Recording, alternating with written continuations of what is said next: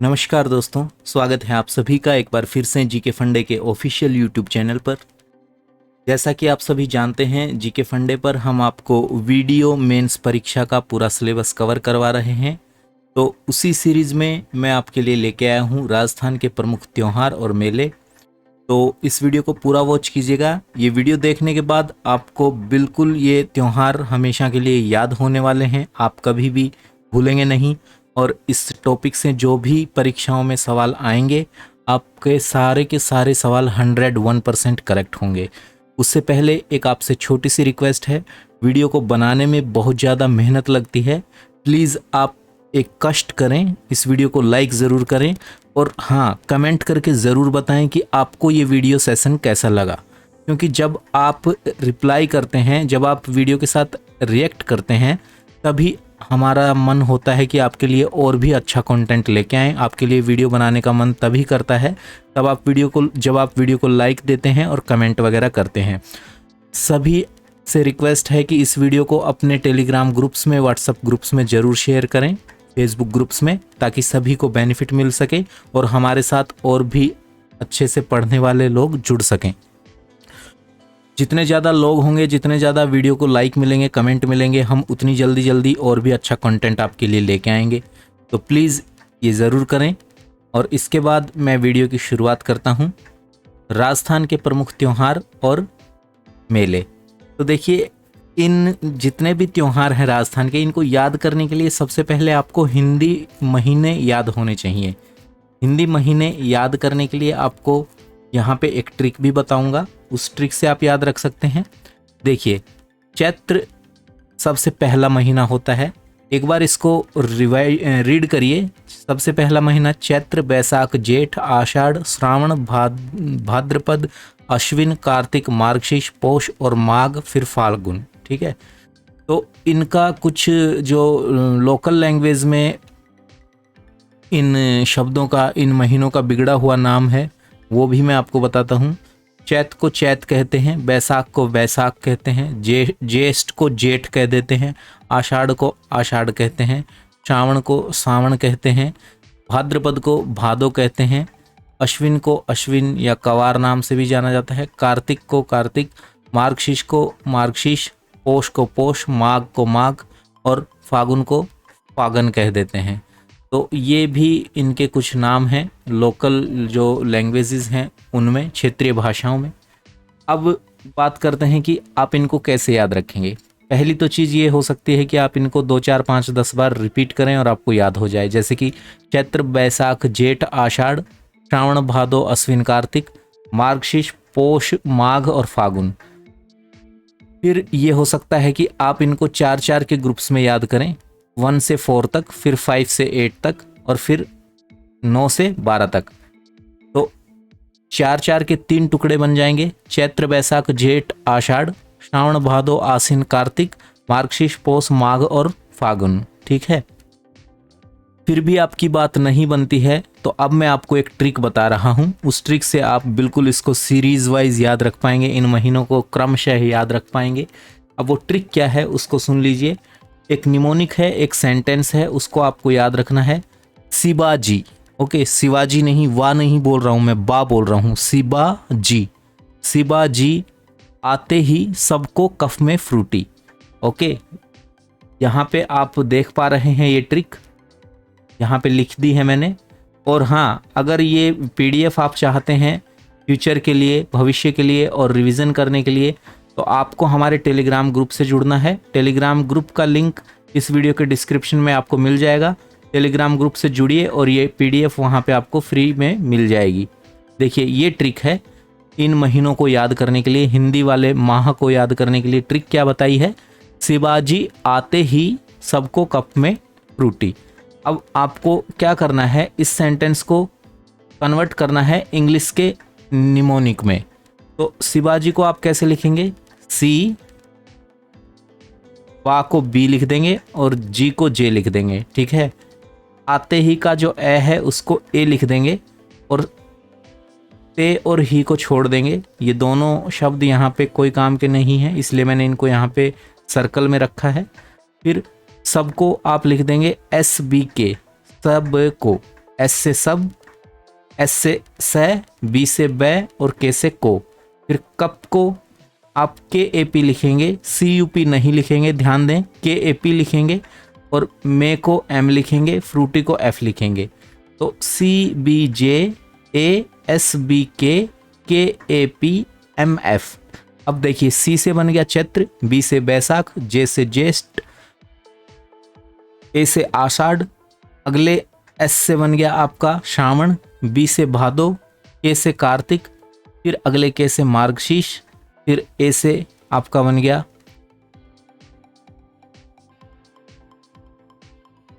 यहाँ पे देखिए, ध्यान दीजिए, ये यहाँ पे बता रहा हूं मैं आपको। सावन, यहाँ पे सावन बन गया, भादो बन गया, और यहाँ पे अश्विन बन गया, कार्तिक बन गया, मार्गशीर्ष बन गया, पोष बन गया, और एम से बन गया आपका माघ, और एफ से बन गया फ्रूटी। फ्रूटी का मतलब आपका फागुन। ठीक है, इस तरीके से ये ट्रिक आप याद रख सकते हैं। उसके बाद मैं आपको लेके चलता हूँ आगे की डिटेल्स में। आगे आपको डिटेल्स याद रखनी है कि हर महीना, हर हिंदी माह जो होता है, हर महीने में 2 पक्ष होते हैं। पहला पक्ष होता है 1 से 14 तारीख तक कृष्ण पक्ष। दूसरा पक्ष होता है 16 से 29 तारीख तक शुक्ल पक्ष। कृष्ण पक्ष को बदी के नाम से भी जाना जाता है और शुक्ल पक्ष को आप सुदी के नाम से भी जानते हैं। तो देखिए यहाँ पे याद कैसे रखेंगे, स से शुक्ल और स से शुदी। इस तरीके से आप याद रख पाएंगे कि शुक्ल पक्ष को शुदी के नाम से भी जाना जाता है और ये 16 से 29 तारीख के बीच होता है हर महीने। अब 2 तिथियां बच गई हैं, एक 15, तो 14, 1 से 14 मैंने बताया कि कृष्ण पक्ष होगा। 15 तारीख को अमावस्या होगी, हर महीने की 15 जो तिथि है उसको अमावस्या होगी, और हर महीने की 30 जो तिथि रहेगी उसको पूर्णिमा होगी, और पूर्णिमा का दिन वो महीना पूर्ण हो जाएगा, यानी कि एंड हो जाएगा। तो यहाँ से आप याद रख सकते हैं, पूर्णिमा से महीना पूर्ण हो गया, एंड हो गया महीने का, खत्म हो गया महीना, नया महीना चालू हो गया। तो ये कुछ डिटेल्स हैं जो आपको याद रखनी है। और एक चीज़ हमेशा ध्यान रखिएगा, ज़्यादातर त्यौहार शुक्ल पक्ष में आते हैं और विवाह से संबंधित या कोई भी शुभ कार्य जो किए जाते हैं वो भी ज़्यादातर शुक्ल पक्ष में ही किए जाते हैं। तो शुक्ल पक्ष, चांदनी रात जब होती है 15 दिन, उनको कहा जाता है शुक्ल पक्ष, और अंधेरी रात जो होती है उसको कृष्ण पक्ष के नाम से जाना जाता है, क्योंकि कृष्ण जी का रंग काला था और अंधेरी रात भी काली होती हैं बिना चांद के। तो इसलिए कृष्ण पक्ष और शुक्ल पक्ष में आपको चांद दिखाई देता है, चांदनी रातें होती हैं। तो ये चीज़ क्लियर हुई होगी। अब आगे बढ़ते हैं। सबसे पहले एक लोकोक्ति ध्यान दीजिए। सबसे पहले ये लोकोक्ति आपको याद रखनी है, तीज त्योहारा बावड़ी ले डूबी गणगौर। मतलब तीज से त्योहारों की बावड़ी है। तीज जो त्योहार है ये त्योहारों की शुरुआत करता है राजस्थान में। छोटी तीज कह लीजिए, या इसको श्रावणी तीज के नाम से भी जाना जाता है। छोटी तीज या श्रावणी तीज एक ही बात है। तो तीज से राजस्थान में त्योहारों की शुरुआत होती है, और जो गणगौर है वो त्योहारों को लेके डूब जाती है, मतलब त्योहारों का अंत हो जाता है गणगौर के साथ। राजस्थान की बात कर रहा हूँ, तो राजस्थान के संदर्भ में आप इन चीज़ों को ध्यान दें। अब बात करते हैं सबसे पहले श्रावण महीने की। श्रावण के त्योहार आपको याद करने हैं। तो सबसे पहला त्योहार श्रावण में आता है छोटी तीज, जिसको कि हम श्रावणी तीज के नाम से भी जानते हैं। आप जानते हैं स्त्रियों का त्योहार है, नवविवाहितों का त्योहार है, जो जिनकी नई नई शादी होती है उनके लिए ये त्योहार होता है। और तीज से एक दिन पहले सिंजारा आता है। अब ये सिंजारा क्या होता है? सिंजारा में नवविवाहिताएं जो होती हैं, नई दुल्हन जो होती हैं, वो अपने पीहर जाती हैं और पीहर रहती हैं वहाँ पे। पहला जो सावन होता है उसमें राजस्थान में मान्यता है कि नई दुल्हन को पहले सावन में अपने ससुराल में नहीं होना चाहिए। तो सिंझारे के दिन नई जो दुल्हन होती हैं वो अपने पीहर में जाती हैं और वहाँ पे रहती हैं।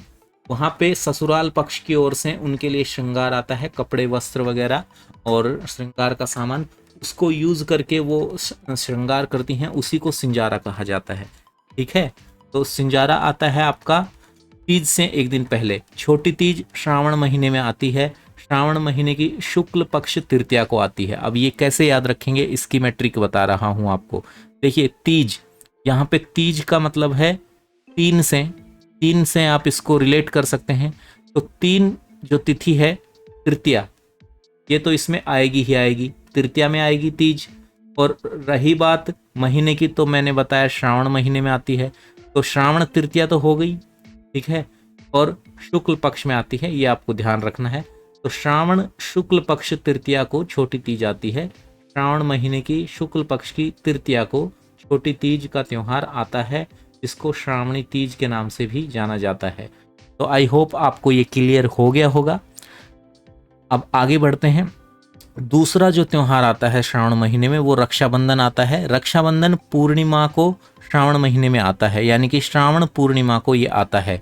और मैंने बताया था जैसे ही पूर्णिमा शब्द आपको सुनने को मिले तो आप समझिए कि महीना खत्म हो गया है, नया महीना स्टार्ट हो गया है। तो श्रावण माह अब पूरा हो चुका है। श्रावण महीने में ये दो त्योहार हैं आपके, छोटी तीज जिसको श्रावणी तीज कहते हैं, श्रावण शुक्ल तृतीया को आती है, और रक्षाबंधन जो कि श्रावण पूर्णिमा को आता है। पूर्णिमा में आपका ये मंथ कंप्लीट हो चुका है, मतलब श्रावण मंथ पूरा हो चुका है। मैंने बताया था पूर्णिमा से मंथ पूर्ण होता है, तो अब श्रावण महीना खत्म हो चुका है। अब एक चीज़ ध्यान देंगे, रक्षाबंधन जो है इसको नारियल पूर्णिमा के नाम से भी जाना जाता है, या कह लीजिए श्रावण पूर्णिमा जो है, श्रावण पूर्णिमा, ओके, इसको आप नारियल पूर्णिमा के नाम से भी जानते हैं। अब आगे बढ़ते हैं। भाद्रपद के त्योहार हम याद करेंगे। श्रावण के बाद भादो जो महीना आता है, भाद्रपद मंथ आता है, उसके त्योहार याद करेंगे हम, ट्रिक से याद करेंगे, ठीक है। आपको एक सेंटेंस याद रखना है। सेंटेंस है, बड़ा हल कृष्ण ने बाहर सती शिव गणेश ऋषि राधा को झूलने दिया। ठीक है, कितने लोगों को झूलने दिया? देखो लोग काउंट करो, कितने लोगों को कृष्ण जी ने बड़े हल पर झूलने दिया, ये यहाँ पे याद करिए आप। यहाँ पे उन्होंने सती एक हो गया, शिव दो हो गए, गणेश तीन, चार, पांच लोगों को उन्होंने बड़े झूले पर झूलने दिया। ठीक है, बड़े हल पर झूलने दिया। तो देखिए फिर से याद करिए, 2-3 बार सेंटेंस को बोलेंगे आपको याद हो जाएगा। भाद्रपद, ओके, भादो जो महीना होता है, भाद्रपद महीना होता है, उसके त्योहार याद करवा रहा हूँ। ट्रिक है, बड़ा हल कृष्ण ने बाहर सती शिव गणेश ऋषि राधा को झूलने दिया। फिर से बोलिए, बड़ा हल कृष्ण ने बाहर सती शिव गणेश ऋषि राधा को झूलने दिया। अगर ये वीडियो पे आप अच्छे लाइक देंगे, अच्छे कमेंट करेंगे और मुझे बताएंगे आपको वीडियो पसंद आई है, तो मैं इस वीडियो का दूसरा पार्ट भी लाऊंगा।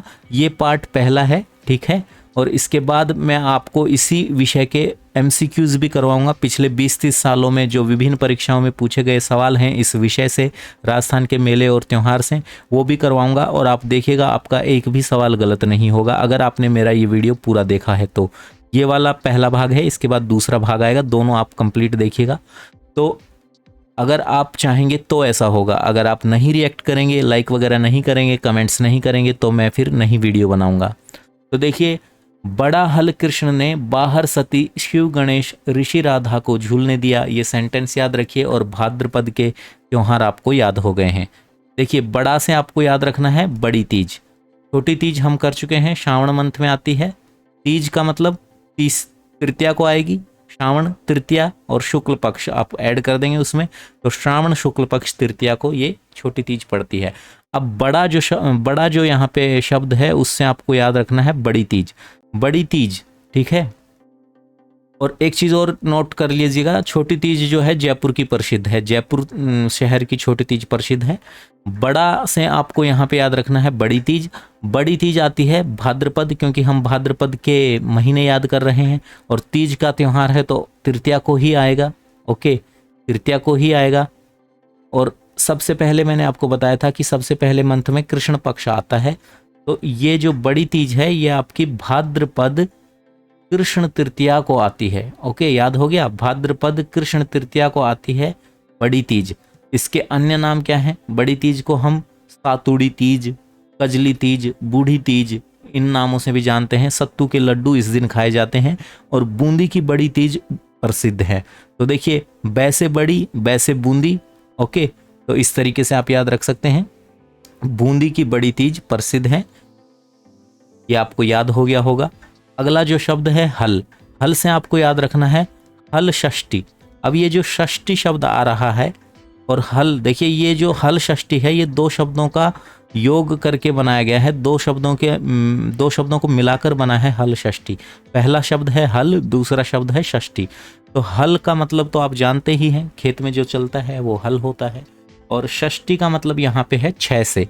तो 6 षष्ठी 6 से है, और हल का मतलब किसान जो खेत में हल चलाता है वो वाला हल। तो यहाँ पे आपको षष्ठी शब्द नजर आ रहा है, हल षष्ठी। तो ये षष्ठी यानी कि 6 तिथि को ही पड़ेगी। तो षष्ठी तो यहाँ पे आएगा ही आएगा, षष्ठी आ चुका है। और महीना कौन सा है? भाद्रपद। और हम पहले कौन सा पक्ष आता है? कृष्ण पक्ष। तो भाद्रपद महीने की कृष्ण पक्ष षष्ठी को ये त्योहार आता है, जिसका नाम है हल षष्ठी। याद हो गया? हल षष्ठी कब आता है? भाद्रपद में कृष्ण षष्ठी को, ठीक है।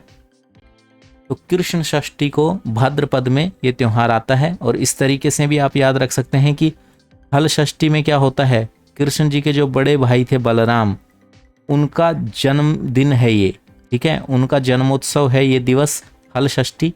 तो कृष्ण जी कैसे थे? काले थे ना, तो उनके बड़े भाई का जन्मदिन, उनका बर्थडे भी, बलराम का बर्थडे भी कृष्ण पक्ष में ही आएगा, ठीक है, यानी कि काली रात में, अंधेरी रात में ही आएगा। तो कृष्ण पक्ष में आता है हल षष्ठी। भाद्रपद कृष्ण षष्ठी जो है ये आपका कृष्ण पक्ष में आता है। तो ये याद हो गया, हल षष्ठी भाद्रपद कृष्ण षष्ठी को आएगा। ये त्योहार जो है आपका बलराम के जन्म उत्सव के रूप में मनाया जाता है। इस दिन गाय के दूध दही का सेवन नहीं किया जाता है। इसी दिन एक और त्योहार आता है, उसका नाम है ऊब छठ। ऊब छठ भी भाद्रपद की कृष्ण षष्ठी को आता है। इस दिन महिलाएं सूर्यास्त होने के बाद खड़ी रहती हैं और रात में जब चांद देख लेती हैं उसके बाद ही वो बैठती हैं। तो दोनों याद रखिएगा, हल षष्ठी और आपका ऊब छठ। फिर याद करेंगे कृष्ण शब्द से अगला शब्द क्या है। देखिए, ट्रिक मैंने बताई थी आपको, ऊपर ट्रिक को एक बार फिर से दोहराइए। ट्रिक क्या था? सेंटेंस हमारा, बड़ा हल कृष्ण ने बाहर सती शिव गणेश ऋषि राधा को झूलने दिया। तो बड़ा हो गया, हल हो गया, हल से हल षष्ठी कर लिया हमने। अब आएगा बड़ा हल कृष्ण ने। तो कृष्ण से आपको याद रखना है कृष्ण जन्माष्टमी। कृष्ण याद आते ही, कृष्ण शब्द देखते ही आपको याद आ जाएगा कृष्ण जन्माष्टमी। तो कृष्ण जन्माष्टमी, अब देखिए लास्ट में जो ये जन्माष्टमी आ रहा है ये भी दो शब्दों को मिलाकर बना है। एक शब्द है जन्म और दूसरा शब्द है अष्टमी। तो जन्म प्लस अष्टमी। अब अष्टमी का मतलब होता है, जन्म का मतलब तो आप जानते हो बर्थ, ओके, बर्थडे कह लीजिए, बर्थ कह लीजिए। तो अष्टमी का शब्द होता है 8 से, ओके, संस्कृत भाषा के शब्द हैं अष्टमी, षष्ठी, ये सब, सप्तमी, प्रथम, द्वितीय, तृतीय, जो संस्कृत की गिनती होती है वो है ये। तो यहाँ पे कृष्ण जन्माष्टमी जो है ये अष्टमी को तो आएगी ही आएगी, ये आपको याद हो जाना चाहिए, इसी शब्द से अष्टमी को आएगी। दूसरी चीज़, आपको यहाँ पे कृष्ण दिख रहा है तो कृष्ण से आप कृष्ण पक्ष को जोड़ सकते हैं, कृष्ण पक्ष में आएगी। तो कृष्ण अष्टमी तो आपको याद हो गया। और महीना जो जिसकी हम बात कर रहे हैं वो है भाद्रपद। तो भाद्रपद कृष्ण अष्टमी को ये कृष्ण की जन्माष्टमी आती है। तो कोई भी पूछे कृष्ण जन्माष्टमी कब आएगी, आप तुरंत उसी शब्द से आंसर दे सकते हैं। देखिए, कृष्ण पक्ष अष्टमी को तो आएगी और ये आती है आपकी भाद्रपद में, ठीक है, क्योंकि भाद्रपद महीने की ट्रिक का मैंने आपको सेंटेंस बताया है। तो भाद्रपद कृष्ण अष्टमी को कृष्ण की जन्माष्टमी आती है।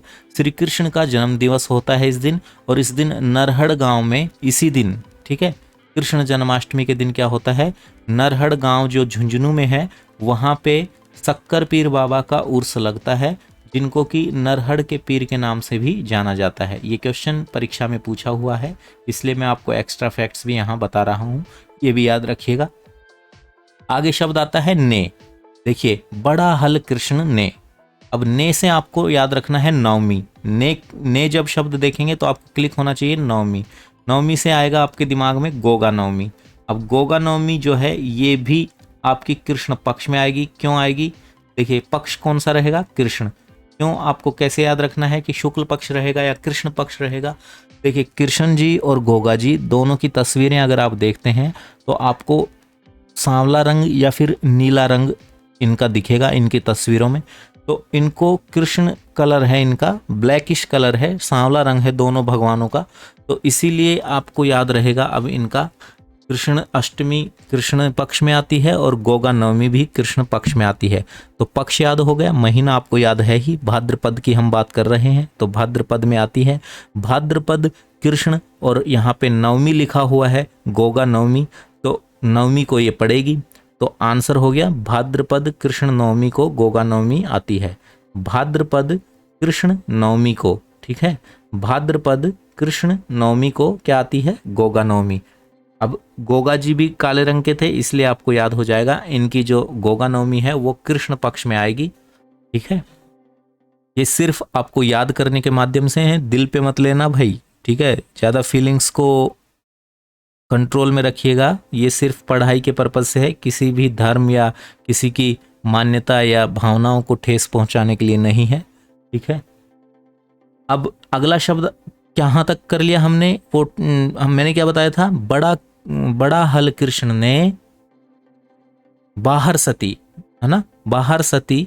तो बाहर शब्द आएगा, बाहर शब्द से आपको याद रखना है बारस, और बारस से आपको याद आएगा बछ बारस, ठीक है। ये भी दो शब्दों का मिलान करके बना हुआ शब्द है। बारस का मतलब यहाँ पे 12 तिथि से है, हिंदी माह की 12 तिथि बारस कहलाती है। लोकल डायलेक्ट्स जो लोकल बोलियां होती हैं उनमें 12 तिथि जो होती है हिंदी महीने की उसको बारस कहा जाता है। और बछ बारस का मतलब है, बछ का मतलब है बछड़ा, गाय का बछड़ा। तो आप इस तरीके से भी याद रख सकते हैं। अब मैं आपको इस त्योहार का पक्ष याद करवाऊंगा कि ये कौन से पक्ष में आती है, उसको आप कैसे याद करेंगे। तो आपको यहाँ पे बछ बारस याद आते ही आपको याद आएगा बछड़ा, गाय का बछड़ा। तो कैसी गाय का बछड़ा है? काली गाय का बछड़ा। ओके, तो आपको याद हो गया है अब कि बछ बारस जो है ये भी कृष्ण पक्ष में आती है। और बारस से तो आपको पता ही चल गया है कि 12 तिथि को आएगी। तो भाद्रपद महीने की बात कर रहे हैं हम, तो आपको पूरा कंप्लीट याद हो गया है। भाद्रपद कृष्ण बारस को क्या आएगी भाई? बछ बारस। ओके, और कृष्ण पक्ष में आएगी क्योंकि गाय हमारी कैसी है? जिसका बछड़े की हम बात कर रहे हैं वो काली गाय है। तो भाद्रपद कृष्ण बारस को आपकी बछ बारस आएगी। अब इस दिन क्या होता है? गाय के बछड़े की पूजा की जाती है। गाय का दूध इस दिन केवल गाय के बछड़े के लिए छोड़ दिया जाता है, गाय के दूध को निकाला नहीं जाता है और बछड़ा ही गाय का दूध पूरा पीता है। इस दिन चाकू से कटी हुई चीजें नहीं खाई जाती, केवल अंकुरित आहार ही जैसे चना हो गया, मोठ हो गया, मूंग दाल हो गई, इन्हीं का सेवन किया जाता है। अगला शब्द आता है हमारे सेंटेंस का सती। बड़ा हल कृष्ण ने बाहर सती। तो सती शब्द से आपको याद रखना है कि सतिया अमावस। अब अमावस आ गया है तो मैंने बताया था कि अमावस्या जो है 15 तिथि को आएगी, यानी कि 1 से 14 तक कृष्ण पक्ष था और अब 15 तिथि हो गई है, सतिया अमावस आती है भाद्रपद कृष्ण अमावस्या को, ठीक है। अब अमावस्या तो अंधेरी होती है तो उसमें तो ऑब्वियस सी बात है, याद रखने की कोई चीज़ नहीं है। तो कृष्ण पक्ष में ही अमावस्या को काउंट किया जाता है और यहाँ पे आप याद रखेंगे भाद्रपद कृष्ण अमावस्या, इस दिन आती है आपकी सत्या अमावस्या। अब आपका जो भाद्रपद महीना है वो आधा बीत चुका है, का कृष्ण पक्ष खत्म हो चुका है, अब शुक्ल पक्ष चालू होने वाला है, ठीक है। अब अगले जो शब्द आते हैं वो आते हैं आपके, हमने कहाँ तक पढ़ लिया? बड़ा हल कृष्ण ने बाहर सती शिव गणेश। तो अब जो दोनों शब्द हैं शिव और गणेश, इन दोनों को एक साथ रखना है और इन दोनों से आपको याद करना है शिव चतुर्थी और गणेश चतुर्थी। अब देखिए चतुर्थी से आपको याद हो जाएगा कि चतुर्थी तिथि को, चतुर्थ तिथि को ये आएगी और महीना भाद्रपद रहेगा ही, लेकिन पक्ष बदल चुका है, अब शुक्ल पक्ष खत्म हो गया है और माफी चाहूंगा, कृष्ण पक्ष खत्म हो चुका है और शुक्ल पक्ष स्टार्ट हो चुका है। तो ये कौन से पक्ष के त्योहार हैं, शुक्ल पक्ष के त्योहार हैं।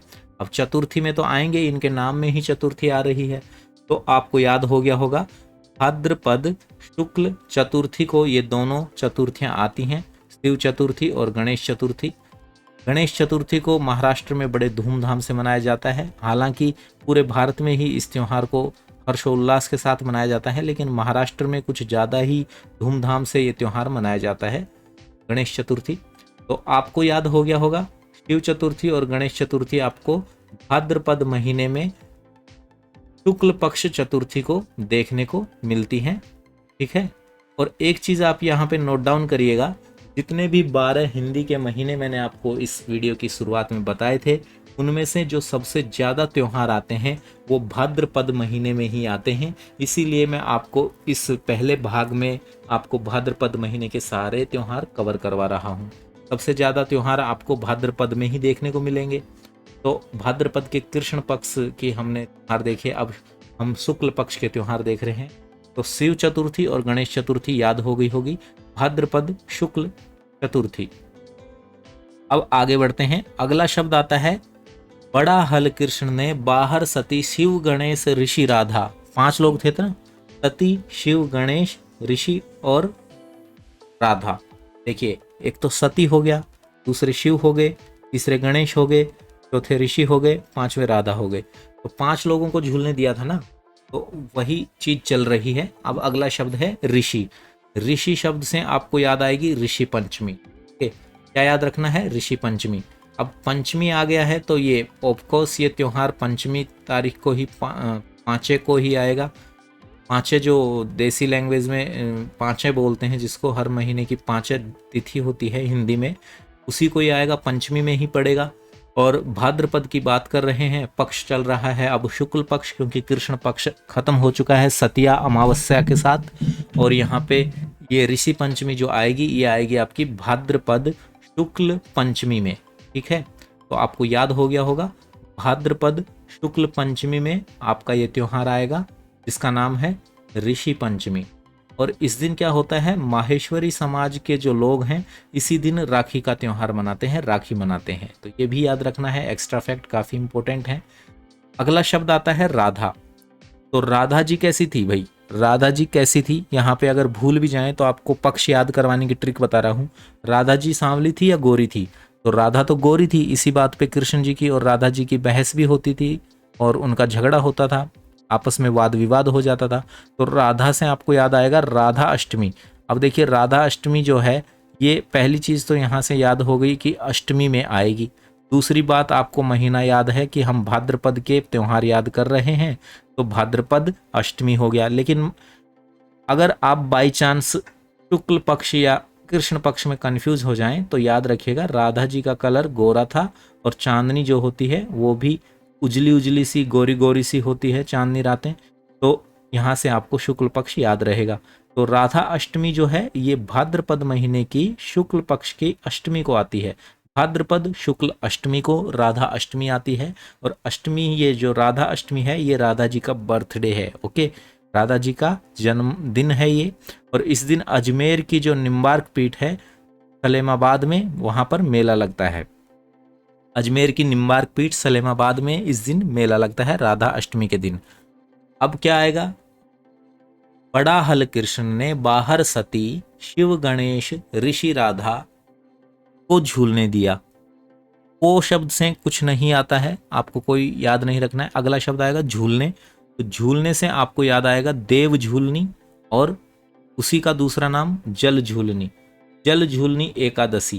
देखिए, एकादशी को देहाती भाषा में क्या कहते हैं? 11, मतलब ये 11वीं तिथि होती है हिंदी महीने की। 11 कहते हैं इसको, एकादशी। तो जल झूलनी 11 या फिर देव झूलनी एकादशी या जल झूलनी एकादशी जो है, ये भाद्रपद महीने के शुक्ल एकादशी को आती है। यहाँ पे एकादशी से आपको तिथि याद हो जाएगी। और शुक्ल पक्ष चल ही रहा है, तो शुक्ल पक्ष, क्योंकि कृष्ण पक्ष सतिया अमावस्या के साथ खत्म हो चुका था।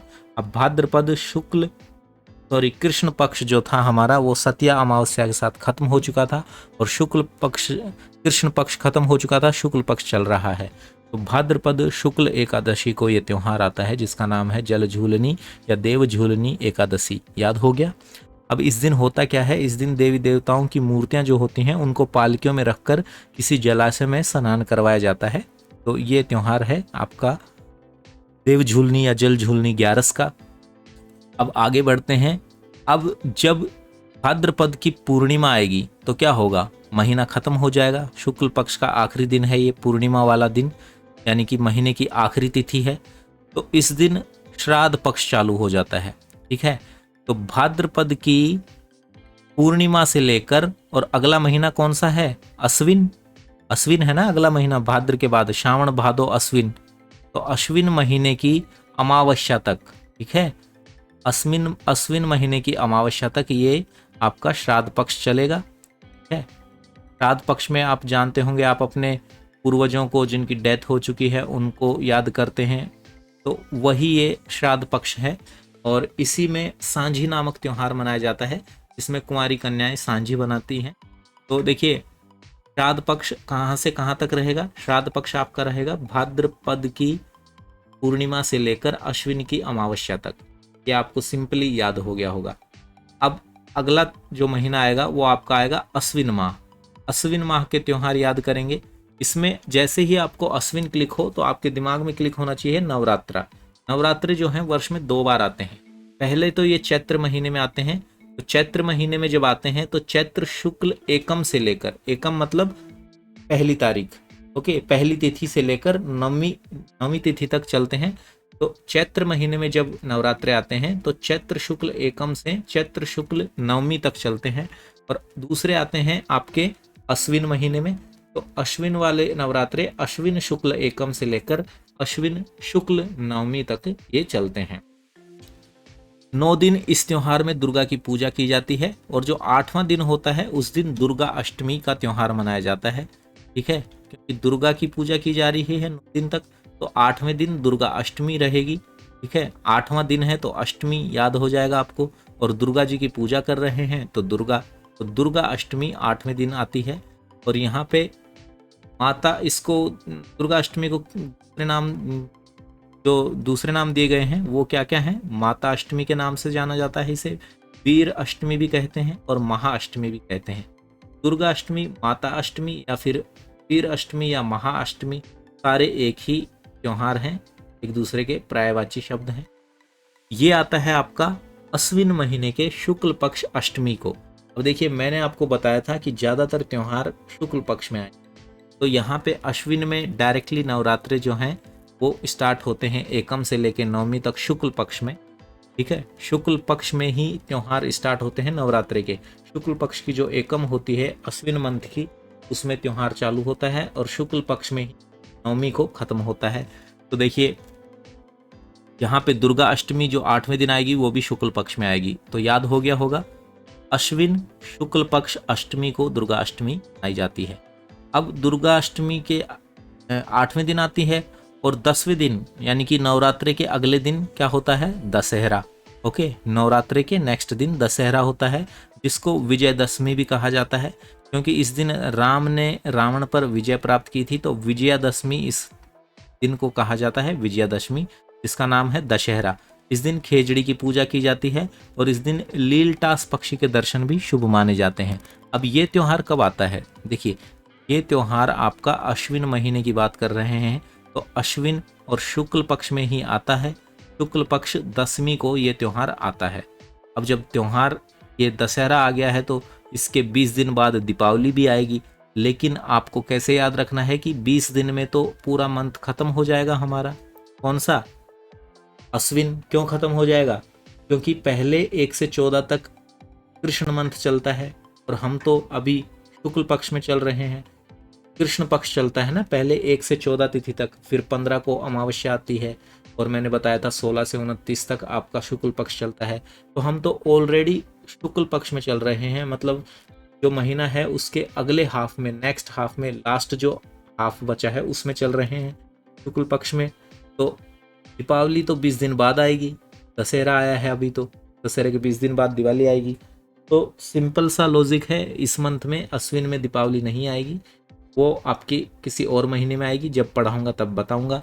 ठीक है।